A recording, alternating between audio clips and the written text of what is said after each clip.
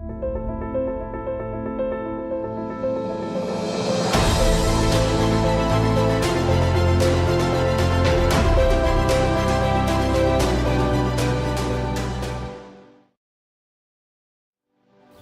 new car in the upper middle class is the S90. We now have a closer look if this car is as good as its competitors. Let's start with the exterior design.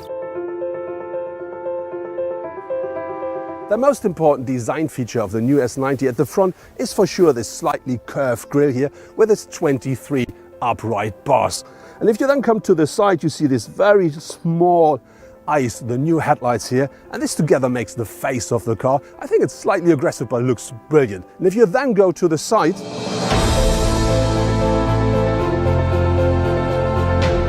here we find these big wheels. They go up to 20 inch and they give the car a solid stand on the road. The rest of the side, I think, is simple and clear. We have this one line that starts at the front, goes over the complete side of the car and into the rear, and that supports this high shoulder a lot. For me, very important is the roof line. It drops here a lot, and this here looks very much like the actual Audi A7 to me. The first thing that attracts your eyes when you come to the rear of the car are these backlights here. They go very far into the middle of the car, and in between you find the Volvo signature.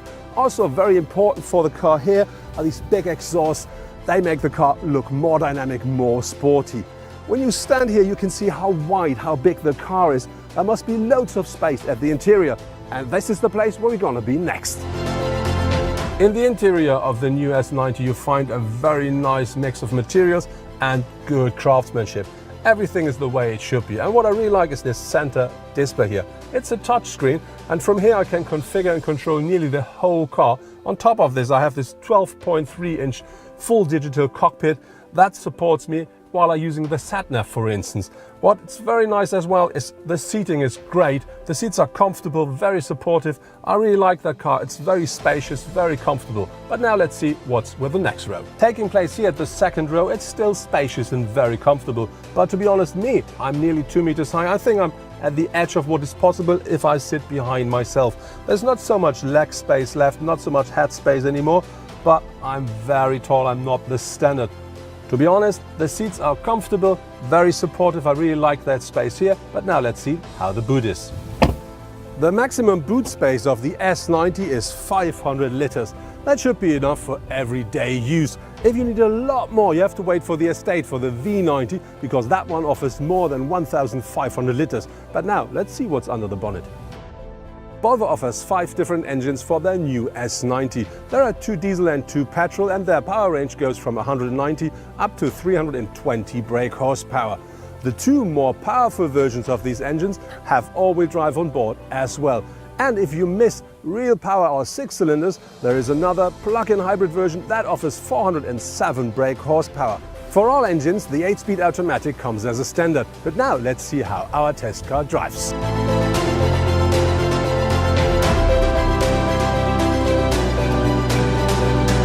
Our car is the S90 T5. That's the model with a 2-liter petrol engine with 254 brake horsepower and 350 Newton meters of torque. Like all the others, we have the 8-speed automatic gearbox on board, and this package works well. The car is easy and nice to drive. The sound level here at the interior is very low. It's a pure pleasure. But if you want to drive a bit more sporty, it sometimes sounds like the engine must work too hard. This is only a 4-cylinder, so I think I miss the 6-cylinder engines.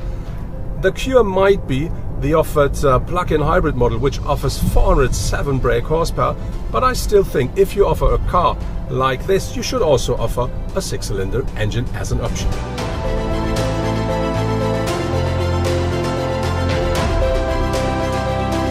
The S90 is available in 4 different trim levels. They called Kinetic, Momentum, Inscription, and if you want it a bit more sporty, R-Design.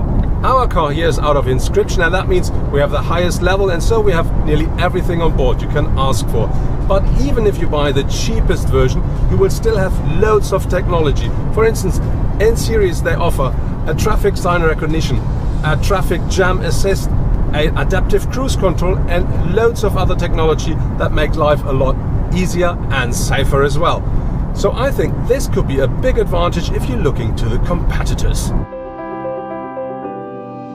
With the new S90, Volvo offers for the very first time a car that could be a real opponent for cars like the Mercedes E-Class and the BMW 5 Series. It offers plenty of space, modern technology throughout the car, and on top a good range of engines. And if you see the exterior design, it's a real beauty and I quite like it. If this is the recipe for success, we find out quite soon.